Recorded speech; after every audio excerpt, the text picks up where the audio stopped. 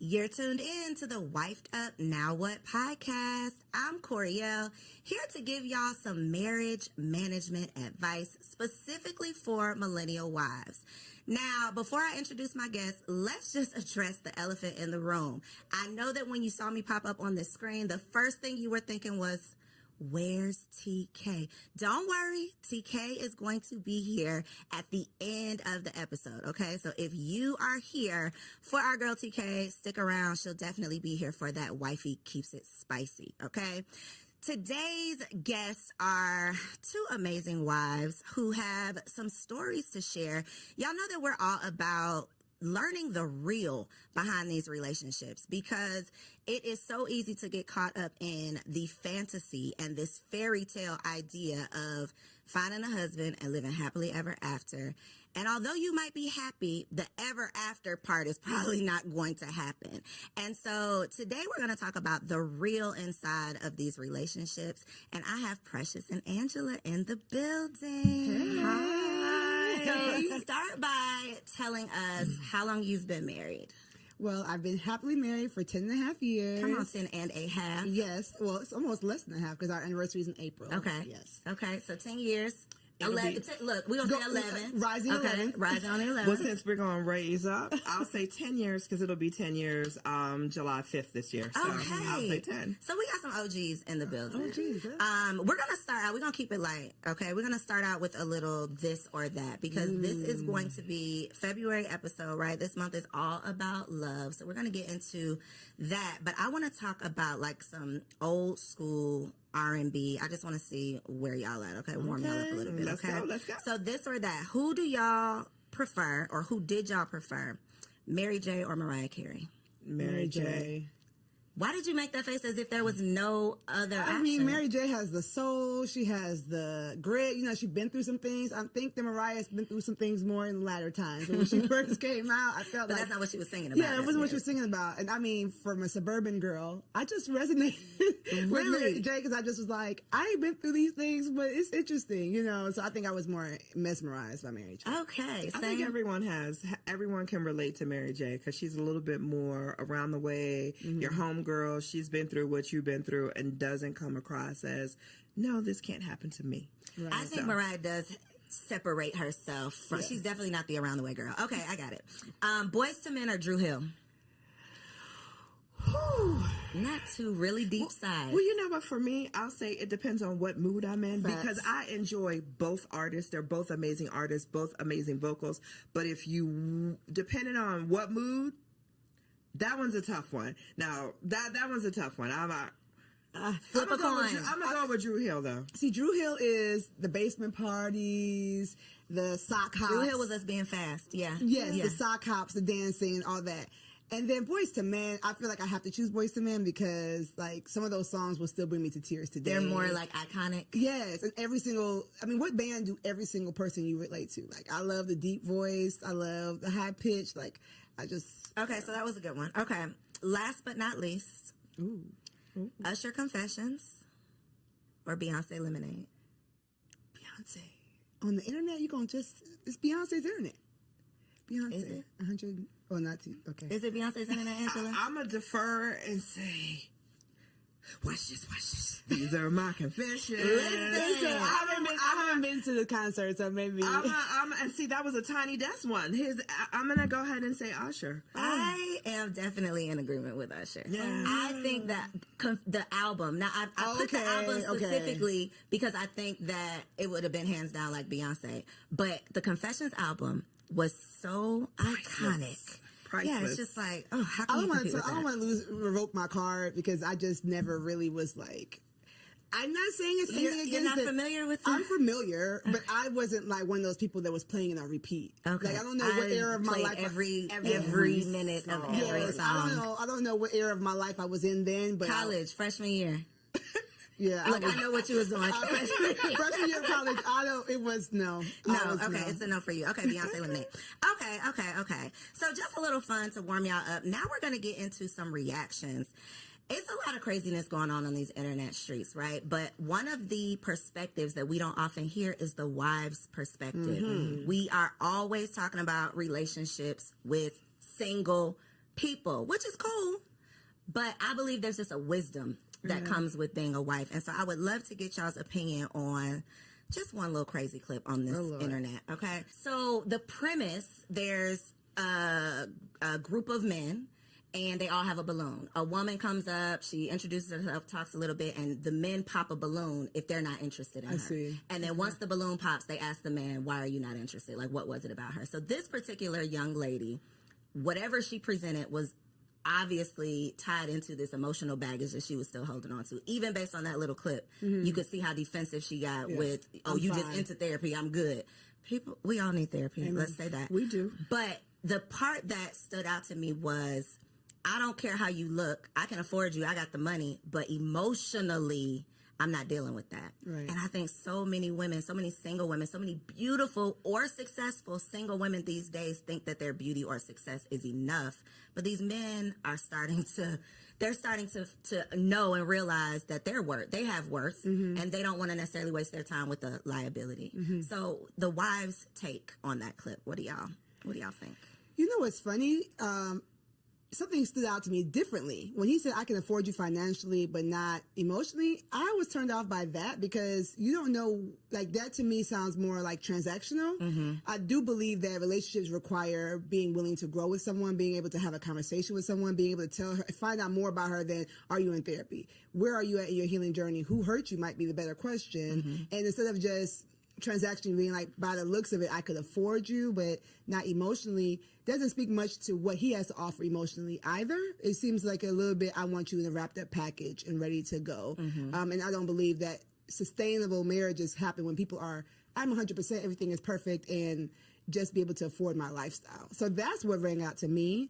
But yeah, you're right. We do need to realize that beauty is fleeting, as the good word says, right? So you can't just go with what your hair, nails, and your body. You've got to offer more. For me, that was a little bit different because I just experienced watching two single friends of mine who I introduced dating. The man came back to me and said, I can't do her emotionally. Oh, wow. And I had a very deep conversation with him about what does that mean? So I think, and his answer was from a male perspective, and it was, I can love you, compliment you until I am blue in the face. If you don't believe that, and if you don't believe what I'm sharing with you, there's emotionally, I can't carry the relationship for the both of us. Right. So for me, that statement took me back to that conversation that I recently had.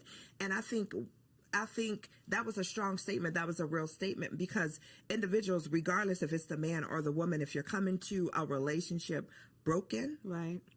it's not going to be a healthy relationship. So we need to do the inner work to heal and present our best selves as opposed to presenting our broken selves. And we're all broken in some way, shape, or form. So let me say that. But it's just a matter of how we present that brokenness. Right. And when my friend said that to me, beautiful woman, he said, emotionally, I can't support the relationship emotionally enough for the both of us. And that was to make strong. it worthwhile. Like, it's not worth what it's going to take for me to just manage and maintain for this to be worth it. And I've definitely had a similar conversation with a man who was dating a woman who I just thought was like it. Right. Beautiful, had it all together, seems to just have the, just seemingly the best personality, has her own money, just all of the things. You know those women that you see and you're like, why is she single? Yep. And that was literally what he said. He was talking to, and it wasn't necessarily she had emotional baggage. It was more so I don't want to say she couldn't be corrected, but she was never wrong. She could never accept any type of direction. And for men, if you act like you don't need me, they have no place. They feel like, well, there's no point in me being here. And I chose that clip specifically because I think that it speaks to what women say that they want. I just want a man with money. And what men what we think men want, which is just a pretty face. So part of what you didn't see was her explaining, you know, what she wanted in a man was he had to have X number of dollars. He had to be at this certain position in life. And this man who's a doctor who is in that position was saying, well, I got it. I can do all that, but I don't want to deal with that. I see. The issue is I've been out of this dating pool so long. You know, it's been 12 and a half years at this point. And I go to a gym where there's a lot of young ladies and we talk and, you know, I'm always mesmerized by it, but it's so forward that it's so much criteria dropping, right? It's so much judging and pretentiousness. Like, it's not enough. Let me get to know you. And even the game is hilarious to me because it's just like, why do we as millennials want to label everything, quantify everything, get straight to the point per se, right? And we think that we're doing ourselves a favor, but really we're losing that nuance, that je ne sais quoi of getting to know someone, getting to experience that person. And, you know, for her, I feel bad because she's probably put that air up because she's been in this pool of men or whatever and feels like she needs to give her criteria based on being hurt or whatever. Therapy. As a counselor, I would, she needs therapy. But it's hard for me. I'm trying to stay out of that pool, and I'm praying for everyone in it. That part. I think, though, the defensiveness is definitely a turnoff. Yeah. Anybody who does not need therapy would not start the sentence off with, I think you just into that. You know, like, you clearly are proving his point with that response. So I think it's just an opportunity to check ourselves, get more aware, and know what the other, whoever you want to date, I'm just going to say the opposite sex, know what they actually want. Yeah. Because we can't say we want to be in a marriage with a man and then a man tells us what he desires and we like, but no, I'm not doing that. Go, get somebody else to do it. And it's like, but then you get what you get. Yeah, what do you really want? Okay, so that was good. So one of the things that I have personally just gotten into, y'all, I just launched a blog, okay, everybodylied.com, and it's the premise of we've been lied to.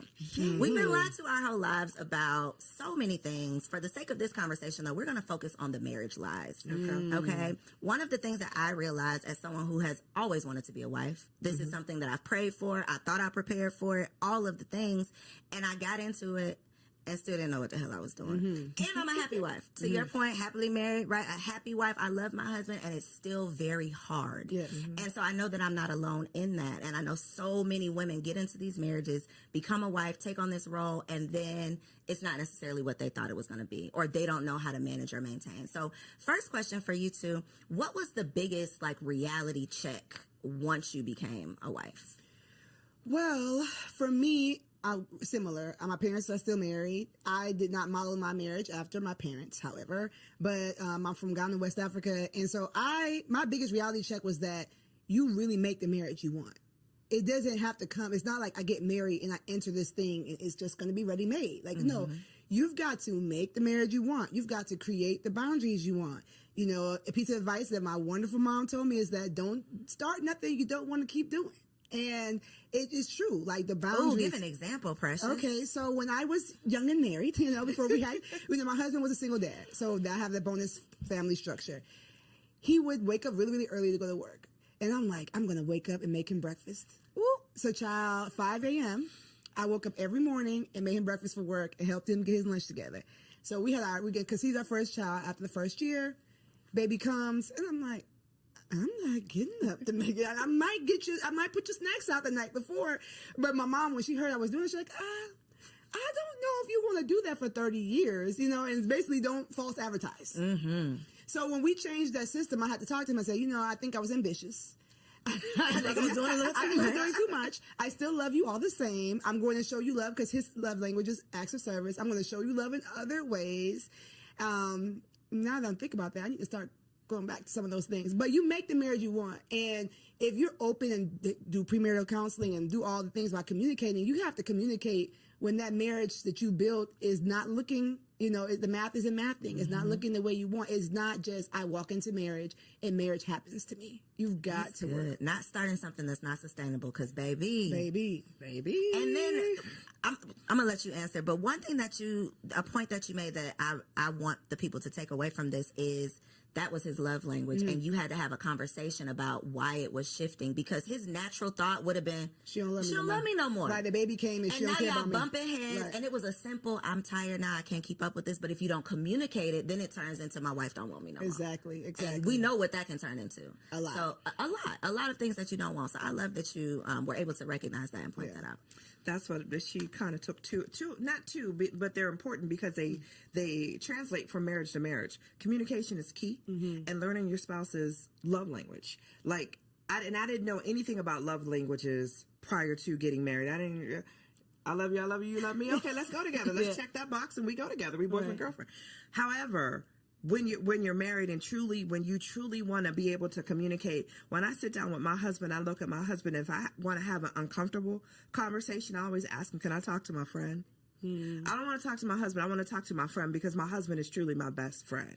And I talk to him. Sometimes I catch myself, and girl, he'll stop it. He'll be like, I'm not your girlfriend.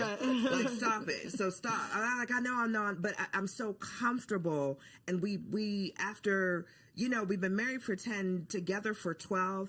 I've been able to figure out how to communicate with him, not to him, but with him. We communicate amongst each other. And I think, in the beginning, because I was single for so long, he's like, why do you talk at me? And when he said that, I had to take a step back and really understand what he meant by that. So now it's like, hey, can I talk to my friend?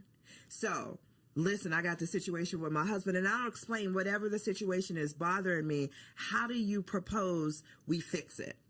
And then he'll giggle, and he's like, so should I answer as your friend or your husband? So it's just finding relatable ways that's not going to make someone defensive, that's not going to make somebody automatically shut down and not listen, but finding creative ways to communicate. So I'm going to go back to, I love when we first started dating. Like, so let's talk how we talked when we were dating before we got married. And then I had to understand, what is your love language, and incorporate his love language into our communication to keep things easy. So again, it's just that communication and knowing how you want to be treated and how your spouse wants to be treated. And that is, and making your marriage your own to what Precious said. Like, no one has a blueprint, and you want your marriage. You want to enjoy your marriage. You want to be able to say, hey, I love it here. Yep. That should be it. I love it here. Yep. One thing that you said that I think is a big challenge, and it goes back to the clip with the you need therapy, the emotional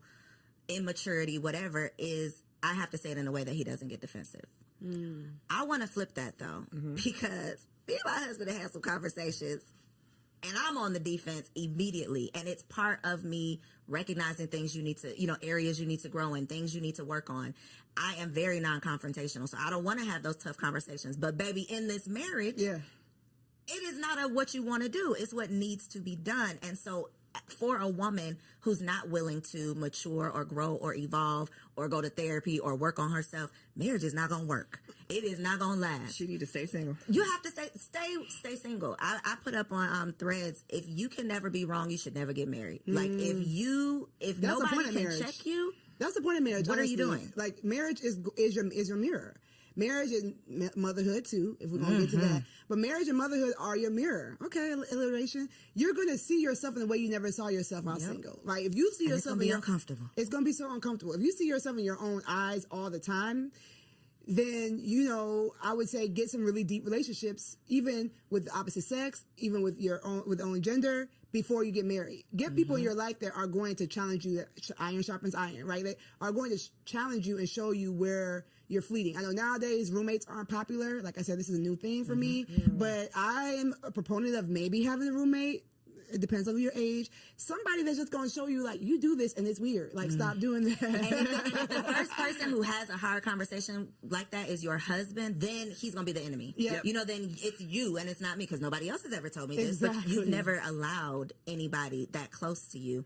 And you need therapy before you get married. Okay, I know they say premarital counseling, but you need your own session so that you can work through your stuff before you bring that baggage into a marriage. How has your communication had to change within your marriage? because you said you've evolved into, I know how to approach the conversation now. What did the unevolved Angela look like with these conversations? The unevolved Angela looked like I was that female because I got married late in life. And when I say late, I was 44. Yeah, I was 44, right? I was already set in my ways. So as individuals, when you, and I was a single mom. So raising my son, for me, I was pretty much set in my ways. I knew how I wanted my day to look from start to finish, or how I would move throughout the day from start to finish. And having someone in your space and having to consider another human being, another individual, learning to listen before I speak, because he was like, you answered the question I didn't even ask you. Like, let me get the question out, because I was on the defense and wanted. He goes, listen. So for me, I had to listen to how he was saying. I made him feel like within the first year, he made a comment that said, hey, sometimes I feel uncomfortable talking to you because you're always on the defense, or I never get out what I want to say. Okay, note to self. So let me take a step back and let you fully. So now what I do is I'll sit and I'll listen. I'll wait. I'm like, are you finished? And it's not that I'm listening to respond. I'm truly listening to hear what he's saying, to have the best response, knowing at the end of the day, it's me and you. Like this isn't a competition. We're here to grow and evolve each other. So if you're telling me that I make you feel a certain way when you're talking to me, let me just listen first before I go to respond. And then that way you can feel comfortable with saying whatever it is that you want to say to me without me coming back at you. Well, you didn't do right. And it's not about me. It was his opportunity of telling me how I make him feel. So I don't respond back with, well, you do XYZ to me, or you do. It's about you. If this is your moment. So you need me to change these 3 things, I got you. No problem. Partner, I got you. What about you, Precious? I'm really thinking hard about this question. My husband's the easiest part about being married. Honestly, like the guy, his enemies don't like me. Right? They love him and don't like me. I'm like, wait, I didn't do nothing to you. Like, he just is the easiest part about being married. So our communication's always kind of been like, what's up? Very chill. I think the nonverbal communication is something that I've had to work on more. What's that look like? Your face talking for you? Face, maybe just like, my love language is physical touch, which is not a lot of women's love language. So if I'm irritated, I'm like, you don't really gotta touch me like that right now, right? But so working on that, and then also we talked about evolution, right? So Cole knows this. I lost 75 pounds before I got married, and I've gone through weight loss after having all of my kids and all that kind of stuff. Yes. So having 3 kids, having a weight loss journey, and now I help moms do the same thing, but I've had to learn my body. So my nonverbal communication has changed, right? The things that I like have changed. So I've had to communicate with him physically different, and he had to learn me more so differently as I have gotten older. Now I feel like I have the body I wanted when I was 20 something, you know what I'm saying, in my 30s. So our physical communication has changed and evolved, and he's thankfully saw me on my journey when we met. And so he likes me heavy. He likes me slim thick. And so it works, but we had to kind of figure out like, oh, okay, you can do that now. Okay. Like, okay. So our physical communication, has had to evolve. Okay. Reading between those lines. Exactly. I want to talk about those times you want to kill him though. Okay. Because 2 o'clock. Look, 3 o'clock now. I really love my husband down. And there are, love his dirty draws. But there are days when it's like, I'm going to kill this nigga. Yeah. Can I do this for the rest of eternity? Right. I have honestly had those thoughts. And I'm sure he has as well. I think it's just kind of what comes along with it. But that is not the expectation with the happily ever after that we're signing up for. Right. So in those moments when he is your best friend, he's the easiest part of marriage, but it ain't easy. What do you say to yourself in those moments? What is your outlet? How do you calm yourself down? What do you tell yourself to put yourself in check? Like, what do you do in those moments? Yeah, so I said my husband's the easiest part of marriage because his personality, like just who he is like, wow, I don't think my personality can match with anybody else on the planet, right? But marriage is more than just you and that person. Marriage is you and that person, their child, if you have a blended family, or their parents, the way they relate to their families. With however toxic their families are, that's something you need to evaluate before you get married. Like, all those things matter. And so, the days where I'm just like, I don't like how you handled that, or stick up for yourself, or go for more, or, you're so talented in this, I want you to, where you're like wanting to coach your own spouse and you have to let them be their own person. I have to really decide that, like, am I? Personal development and becoming a better you is always going to make a better we. And so I think that a lot of times, especially wives, we have that vision. We can see where we can go. And sometimes our husbands are like, I want to watch football. Like, or I don't need to do good. Yeah, I'm good. Like, we're good right here, or whatever. And even if you have a super ambitious husband, some of the things that we see vision for, they don't see it. And so I say to myself, I say to my clients, like, focus on you. Focus on go to the gym, get a hobby, cope with your friends. Some of the things that we are getting frustrated with our husbands are because our friends are supposed to hold that role, not our husband. And so I've had to learn. A word right there. Listen, like, sometimes you're just putting too much weight on that relationship and it cannot stand the weight. And so spiritually, I tap in with God, like, maybe, Lord, am I using him as an idol? I need to spend more time with you. Physically, I'm trying to be up all under him and I need to go find a friend. I might be having some anxiety. Let me go get a workout in. Let me go walk in, like, build me up physically, spiritually, emotionally, so that it takes off some of that pressure off of the relationship. That's good. Yeah. Ooh, I like that one. When I get to the place where I just, what my husband, I honestly, I take a step back and I say, is it really detrimental to the marriage? If it's not, I let it go. And it's funny, our arguments, 10 years, our arguments are so minute when I listen to other marriages and we talk about, like, issues or problems. Our issues are so small, and I feel like I'm so blessed because of that, because we talk all the time and we communicate about things all the time. But when I get to the point where I just want to choke him, I take a step back and I'm like, is it really that deep? Is it really that detrimental? Like, I'd be mad, like, man, you left the bathroom light on again. I just want to, and I'm like, is it really that deep? Instead of checking him to say, hey, once again, you left the bathroom light on, I'm just going to go ahead and turn it off and keep it moving about my day. It's just, our arguments be the little petty stuff. But those little petty things can add up. Yes. If the communication is not there. If you don't, if they're not communicated. So, like, our arguments are not, like, I just look at and even like our biggest arguments are, I take a step back. Is it really that detrimental to our marriage? And if the answer is no, I just let it go and keep it. Do you all believe there's deal breakers in marriage? In your personal marriage, is there a deal breaker? I say all the time, if you cheat, then yeah, that's a deal breaker for me. And he looks at me, he was like, you'd be so quick to dismiss somebody for cheating. I'm like, for me, you always have a choice. And that choice is not necessarily, am I going to do it or not, but there's a choice prior to you wanting to do that. What is wrong in the marriage that needs to be fixed that you couldn't communicate with me? So give me the opportunity to fix it before you cheat. So for me, anything else we can get over, but if you cheat, there were all these opportunities. Obviously, I was not giving something, don't know what that could be, because you've never communicated that to me. So for me in our marriage, my husband already knows, for me, like, cheating is like a deal breaker, where he's the opposite.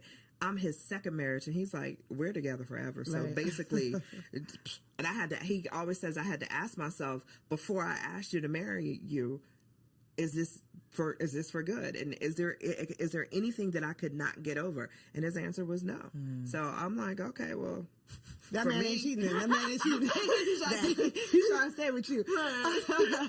I would say there is no immediate deal breaker in my marriage. Okay. So that means nothing is, you can't talk about, at least have a conversation about. Right. So immediate deal breaker mean I don't care what you say. It's over for me. I mean, maybe if he put his hands on me, I can't see myself. Maybe if he put his hands on you, because if he put his hands on me, I just can't see him turn. Like, that to me seems silly to say. You know what I'm Like, saying? there's no chance this Yeah, it was like when we were dating, I used to say, if it was a burning fire and me, your mom, and your daughter were in the room, who would you get first? He's like, I'm not answering that. That's silly. I'm going to find a way for all of y'all to live. Yeah, it's not happening. Why are we all in this house, in this fire, right? So that to me is like, when would he become, just randomly after all this time become that kind of person? So yes, I would not be with someone who would put their hands on me, but I don't have a immediate deal breaker. That is great and scary. It is very scary. And I mean, I feel like I can say that now, right? So, I'm never going to be like on this internet, like, oh yeah, everything is perfect over here. No, I mean, we were both working class. We met. We still out here working through this pandemic, through this economy like everybody else. So I won't say that we're perfect in this. Not something that the enemy could use to break us. But the way we look at marriage is like, this is our way to show people that Jesus is real. Like, this is our way to show people that, like, he didn't die for nothing. So for me, I would just pray that, like, whatever came our way, we would look at it as an attack and we would fight it together. Now, if we didn't make it, then we fought. You see what I'm saying? So that's why I say it's no immediate break. It's not to be like, oh, I love my husband, I'm never divorcing him. But more so like, we represent more than just me and him being happy. I love that. It's bigger than just y'all are building something bigger. Yeah. When it comes to losing yourself in your marriage, I think this is definitely a woman problem. And I think it comes down to what you said, Precious, of a lot of women, when we find this man of our dreams, I would just speak for myself, not a lot of women, me. Even when I was dating, I was an all-in type of person. If I am in it, I am in it. I am number one girlfriend. I am all of the things. So now that I have this husband, I am all the way in it. And becoming a mother made me realize, okay, girl, wait a minute. Who are you outside of being a wife and being a mother? Because if that gets lost in the sauce, then I'm literally drowning under just these responsibilities. And so y'all being in the game 10 plus years, how have you managed to maintain your identity outside of being a wife? Especially when you have multiple businesses, lots of things going on. You have desires to be more than just a wife, but this is obviously a big responsibility. Go ahead. No. Okay. I think as a woman, you have to create and carve out that time for yourself. Yes. Period. Hands down. You need your girlfriend time. You need your alone time. You need your self-care time. As long as you are always making time for yourself, whether it's perfecting your craft, like Precious said, picking up a hobby, you have to 1,000%, just as much as being a wife, being a mom, we're all of that. Those are important. So is being myself. So when you have those days where, hey, guess what today? Y'all, I'm going to see you later because I'm going to go get my hair done. I'm going to get my nails done. I'm going to go to the spa. I'm going to relax. I'm going to go eat with my girlfriend. It's so important to make sure, not just the women, but the men too. It's just so important that you're taking that time for yourself and you're truly developing. You don't give up. I hear some people say, well, I gave up my dreams and aspirations because I'm a wife and a mom. What made you think you had to? Because the times are evolving. Yeah. There's things as nannies, like so much that people did not have access and finances to when our parents were coming up, or who we had as role models or marriages, role models in terms of marriages to model after. We didn't see that. We saw the wife staying home and being the wife and mom, and that was it. That's not where we're at today. And a big part of that is always making sure that we as women allot that time for ourselves and not feel guilty about it. Ooh, the guilt part. That part. There's nothing wrong with saying no because I'm taking time for me. Because if we're not good for all the other roles that we have, we can't be good for anything. So we got to be good to ourselves. You already know that she's speaking my language, right? So I heard you speak. One thing I want to affirm you, because I'm always going to do that, is that when you're a woman such as Co, and you're doing all these things as a single woman, society was going to tell you that it's not possible to have it all. It's not possible. So when you get into this beautiful marriage, it's like, okay, I got to work. I got to give everything I can to this because this is an anomaly. I'm an anomaly to be able to be this self-made, 6-figure, maven, right? And so that's a lie. Right? Everybody lies. See, that's a lie. That's a lie. You can have it all. You might not have it all at the same time, and you might not be the one to do it all, but you can. Okay. Thank you. So you're welcome. You're welcome. It's gonna be, we in the trenches. No hood like motherhood. So we're in the trenches. But to your point, when I teach the LIFT framework, which is my framework, one of the letters is the F, the freedom mindset. That fighting that guilt. And what you said about the T, taking your turn, I'm not gonna go into that, right? Like you take your turn, you do stuff for you, but you gotta start with the mindset of why do you think you need to be lost? How, if you lose yourself, will your husband have someone to love? Will your kids have someone to nurture? Like, getting better gives him a new woman to love, right? Every time I get better, every time I lose an inch, every time I get a new hobby, it's like, okay. It's spicing things up without him having to go find somebody else. You see what I'm saying? And so I think that we have it backwards where it's like, oh, I've got to martyr myself for the things I love. But no, you're giving them a diminished version of yourself. And so even if mom guilt or wife guilt, because I feel like I have more wife guilt than mom guilt, them kids will be all right. Yeah, them kids will be all right. Yep. I feel like y'all have each other. I birthed all y'all so y'all can have each other, go on and play, right? But sometimes I'm like, I'm at this thing, I could spend more time with my husband, or I bring him something home to eat. Like, I have more wife guilt than mom guilt, but I have to remind myself that, like, the things that I'm doing to make myself better, make me happier, make me more understanding, make me more energetic. You know what I'm saying? Like, go to the gym, sis. Take the time for you, like, because you're going to be a better version of you when you get there. And so losing yourself is normal. It's more normal. That's a lie, too. It's more normal than you think. You might be beating yourself up and saying, why? I can't believe I let myself go. I can't believe it. A lot of people are doing it. But they're not talking about it. But they're not. Which is the point of these conversations. Because when I see the perfectly curated homes, all this not a figment of our imagination, because I'm seeing it right here on my timeline. It's social media. It's what we think is the norm. And it's like, no, that is not. First of all, that's not even real, probably. But we are comparing our real lives to this fantasy or fraudulent 18 seconds, 30 seconds. Yeah, clip that we see.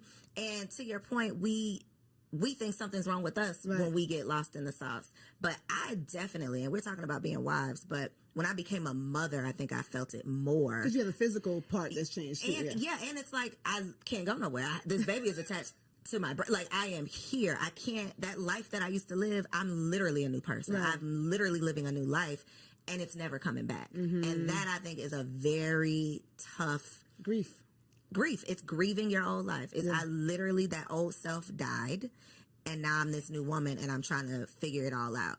And so conversations like this are so important so that we can normalize the struggle. Like, this, it's not happily ever after. It can be happy, but ever after to me means forever and ever and ever. You're just gonna be happy, and that's not the case. Exactly. I think to Precious's point, she made a statement earlier in regards to when you become a new mom, your friend circle is going to change. Yeah. You want to surround yourself around individuals who are walking the same path you are. You're a new mom, and I'm not saying you're a new mom today, but as a new mom, you're not hanging with the girls that always want to go to the club, because that's not you anymore. So as you develop as a woman, and as we evolve as women, our circles change. Our circle of influence change.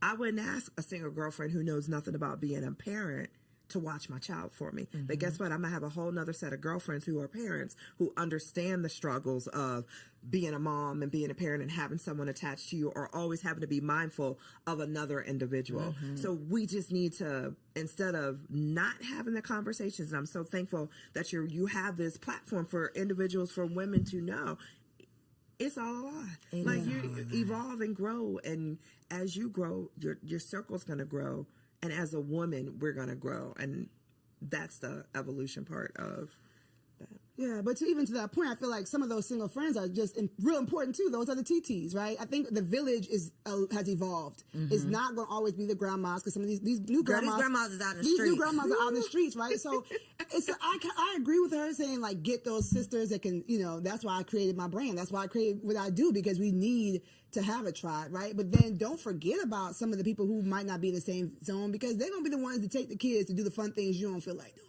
So what about friends for your marriage? Because that is another, like, revelation. I done had so many revelations. That is one of them, of, like, it takes a village to raise a kid, but I think it takes a village to have a healthy, happy marriage as well. True. Absolutely. Especially in terms of not necessarily like leaving your single friends in the dust, but I do believe there is a value and a benefit to having other married couple friends. Absolutely. Because when you come across some of this craziness, I gotta have somebody who I can relate to. True. So what has been the value, or have y'all seen any value or benefit of having those like marriage friends, or do you? Absolutely.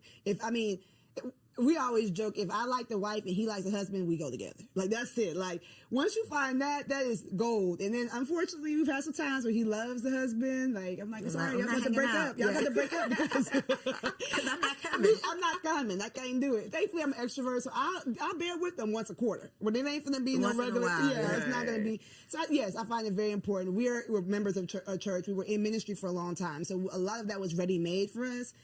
So you had a built-in. We had a built-in community now when we changed churches, and it was like hard. We were like in the first place, like, well, you got to make new friends at this age.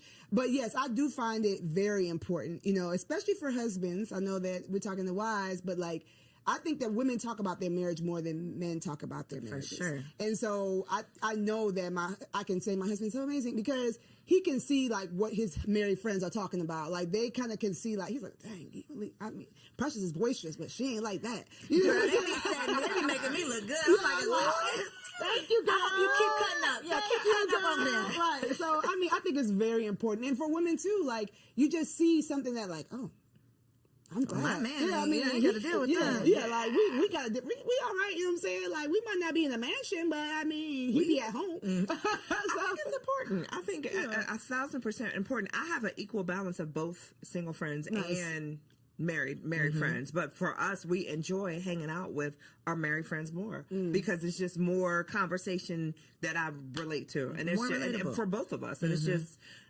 super important because I think healthy marriages feed healthy marriages, and you also want to have a safe spot where if there's an issue within your marriage and you're looking for advice from other married couples, then it's good, not necessarily advice. Let's say that, because I always tell people be cautious of who you take advice from. But just just hearing that you're not the only couple that has gone through or will go through what it is that you're going through. So okay. You like put a pin in notes because I subscribe, and I think a lot of us subscribe to keep people out your business, right? Disagree. So this is where I'm going, because that is not necessarily the healthiest mindset or way of being if you truly do need an outlet. You truly do need a sounding board. So where do you draw the line? It's very gray of, I don't want y'all in my marital business, but I do need a friend. I do need support. I do need some advice or some help or whatever, and I don't want to be over here alone, because that's how I ended up, staying in an abusive relationship for too long. I wasn't talking to my friends. I wasn't telling anybody my business. I was trying to keep it all to myself. So God forbid anyone finds themselves in a situation like that and don't want to share, because we've been preaching, keep people out your business. Right. So what's your stance on that? I talk. Me too. I like, if you're my friend and you're our friend, you want what's best for us as a couple, I'm going to talk. I will pick up the phone in a minute and call my husband's best friend and say, let me tell you about your boy. Or I will pick up the phone and call his wife and be like, hey, I'm going to share this with you. Do you experience this? Maybe you can whisper it to him. So I talk. If there's an issue and it feels something that you want, that I feel that I need to get off my chest, I'm going to talk. I don't sugarcoat nothing. I don't hold nothing back. And sometimes if I need to be checked, I look for my friends to check me. Am I wrong? Or tell me and that's how, and I have a girlfriend that I go to, and anytime I start the conversation, okay, I need you. Am I wrong? She's like, hold on, let me get my coffee. But so you want those friends where you want to know that you're talking in a safe space, and you're talking and you're going to get great feedback back. So but I don't listen, hey, no one's perfect. What about family though? No. Is it only friends? Except for my sister. My best friend my sister's my best friend. So, but even with her, some things I feel like if it's going to change the level of advice she gives me in the future, I don't tell her. Explain that. So sometimes there's something that you might be going through that's a recurring thing, right? And you feel like if I say this recurring thing to this person, it might shift the way they advise me moving forward. So I need somebody who's really clearly, like, me and her are 13 months apart. Like, my drawers are dirty, she's like, girl, but that's, it's just a stain. You know what I'm saying? Right. So she'll tell me I'm wrong, don't get me wrong, but some things it's like, okay, I'm I don't need to I'm hear done that with right this now. recurring thing that you know. So I think for me, I do talk. As you can see, I do talk, but we've already used wisdom in the circle. Like but he knows the 3 people I'm told. It's not gonna be this random friend I met at work and is like, we're best friends. She in your business. Yeah, no, it's like, he knows, and then he gonna know if her husband texts him, it's like, oh dang, she didn't told, what's the call? Right? Like, and the same thing, I'd be like, I don't know what's going on the phone upstairs, but they're talking longer than normal. Are you okay? You know, to my friends. So it's just like, you can't come stay here, so let's talk, because what's going on with Because y'all have to work that out. Yeah, I gotta work that out. So we have a standard on the people that we trust, and then I have working and continue to work on that I speak of him the way I would want him to hear me speak of him.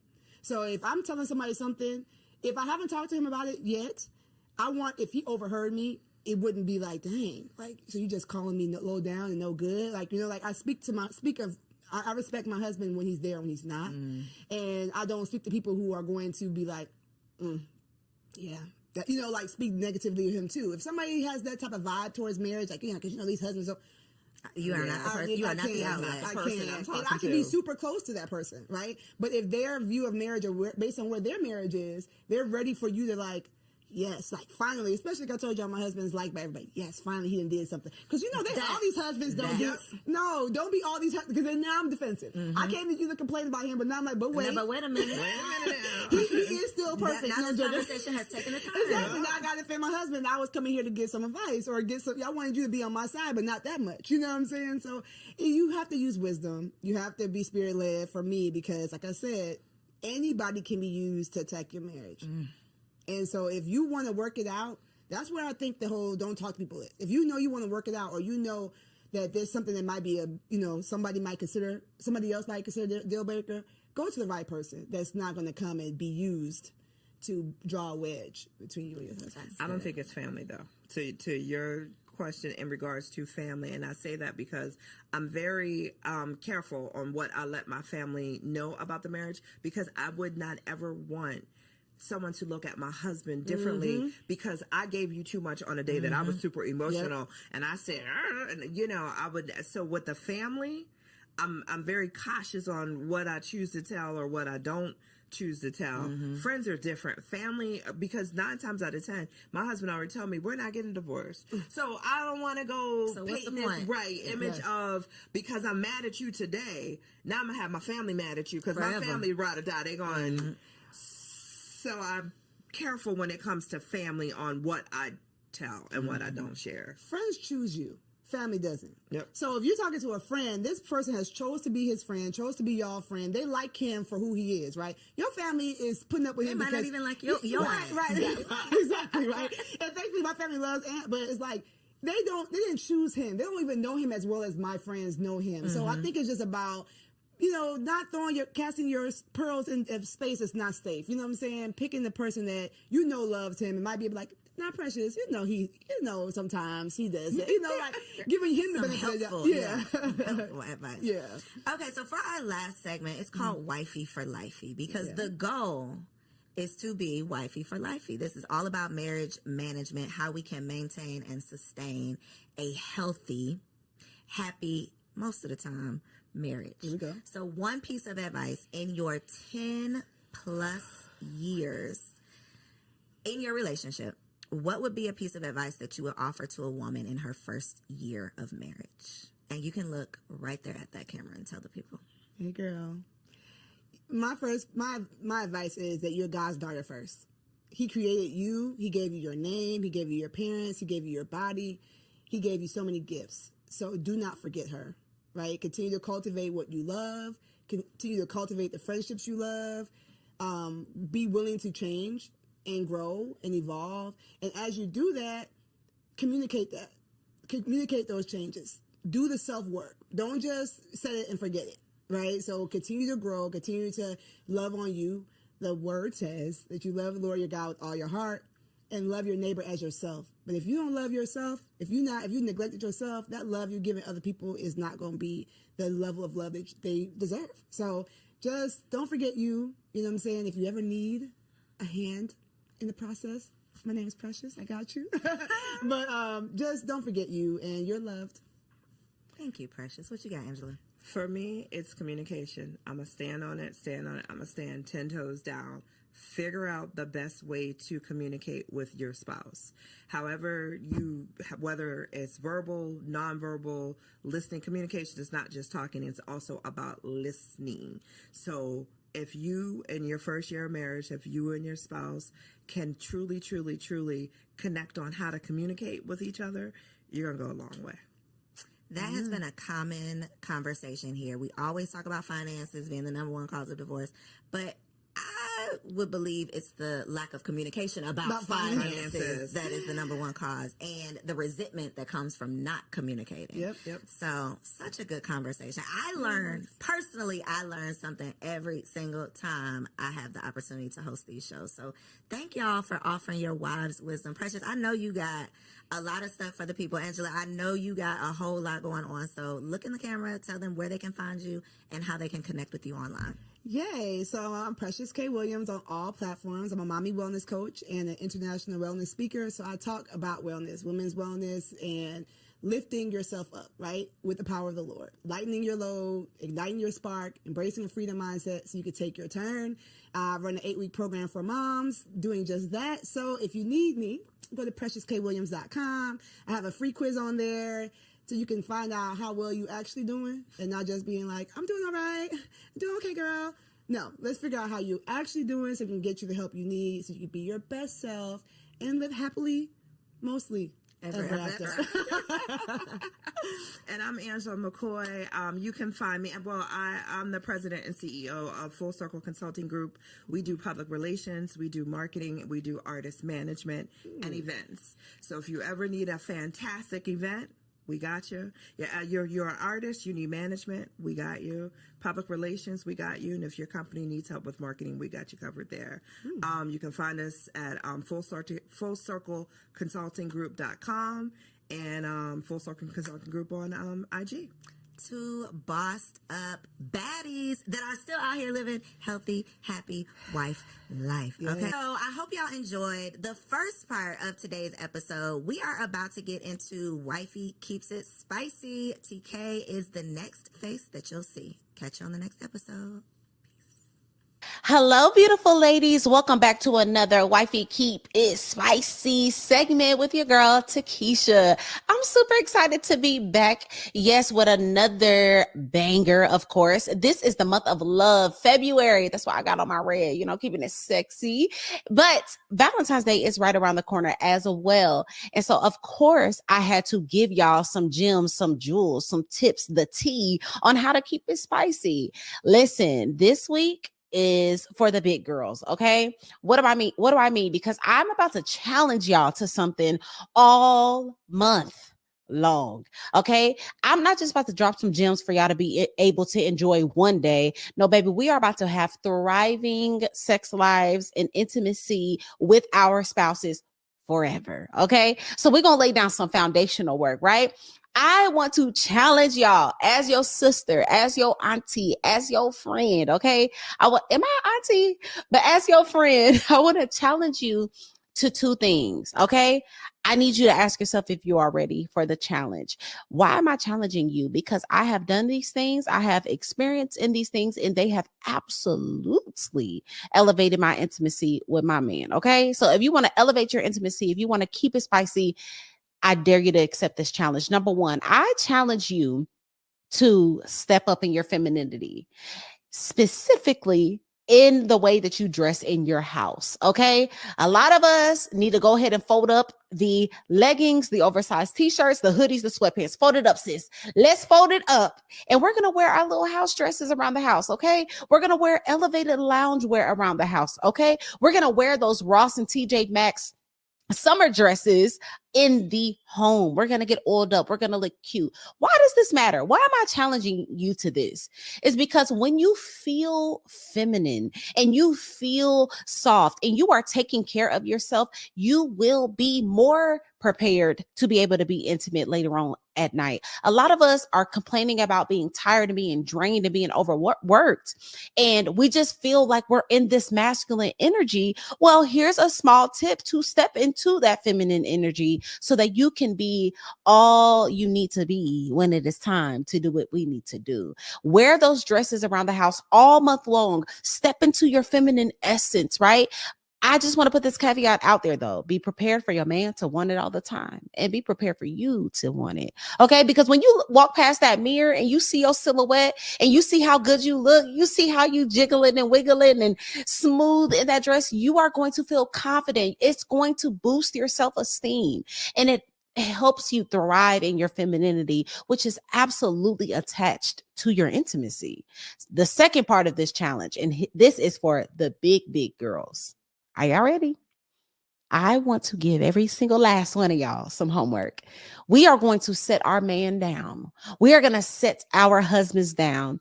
And this is exactly what we are going to ask. We're going to ask how we can be a better wife. We are going to ask for them to share with us all the areas that we could work on. We are going to ask for every aspect of our lives. How am I as a mother? How am I intimately? What is the things that you want from me? Talk to me, Big Daddy, right? And I know a lot of y'all like, girl, he the one that need to be elevating. He's the one that needs to be asking me these questions. But I just want to challenge y'all to take the lead. I want to challenge y'all to become more self-aware so that not only are you stepping into your femininity and you're looking more feminine, you are aware of the places that you need to grow in. You are aware in the areas that you need to stretch in. And therefore, overall, just allowing a space for a phenomenal place of intimacy to thrive. A lot of us think we're doing excellent and we just might not be. And that is okay. It is better to have your feelings hurt a little bit and become fully self-aware than to operate in full delusion and just be suffering. We don't want that. We're not building up a culture of women who think it's all about them. So this month we are challenging ourselves to be big girls. We're challenging ourselves not only to know how to be fire in the bedroom, throw it back, do all these tricks, but we're going to be phenomenal women. And so this is what's going to set up for the long-lasting, mind-blowing sex that we all want. So that is my advice. That's my tips for this month. I want y'all to comment down below, not this month, but this week. I want y'all to comment down below if you are accepting the challenge. Will you wear dresses all month long? Will you kind of get a little sexy and elevate that loungewear? And are you going to set your man down to really find out what's tea? Let me know in the comments.